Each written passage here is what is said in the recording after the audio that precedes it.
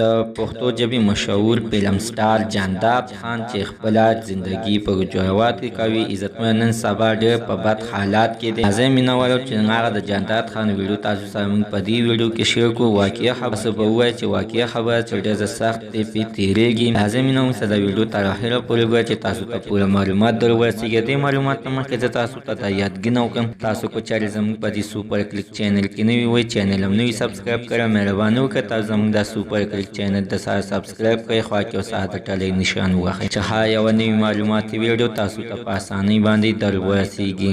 عزتمنو د پښتو ژبې مشهور سټار جانداب خان چې په فلمونو ډرامو کې ډېر ښه کار به یې کولو چې عزتمنو هغه د یو کار نه دغه شانتې د خپو مریض دی یعنې خپې کار نه کوي او دغه شانتې په غټو پیسې پې لګېدی یعنې په کم ځایونو ته ډاکټرانو پسې وګرځېدلو خو هغه وایي زه نور ستړی شوم او نور مې نه دومره وس شته چې وګرځم ځکه چې ما به چې څه ټیم کې فلمونو او ډرامو کې کار کول نو د هر سړي به سره مینه محبت او هر سړي به هر ځای ته بوتلم چاکار لویم بوتلم چې کله نه زه په کټ کې پرېوتی یم نو اوس مې څوک د پوس هم نه کوي. په دې خلکه څه کې چې هغه چا سره مې فلمونو کې کار کول هغوی مې د پوس نه کوي چې جانداب خان په څنګه دی او څه حالات کې دی. خو مینهوال هغه وایي چې زه چې دا کله دا ویډیو سازوم نو ډېر سخت خفه شم او سترګو له مې اوښکې راشي ځکه چې د دې نه مخکې ما یوه ویډیو سازه کړې وه. خلکو به راته ټلیفون وکړو او راته به ویل چې تا خو په فلمونو ډرامو کې کار کوي تا سره ډېر ښې پیسې دي. خو هغه نن واضحه کړه چې ما سره دومره پیسې هم نشته چې زه ځان ته ډسپلین ګولۍ م واخلم. مینهواله دې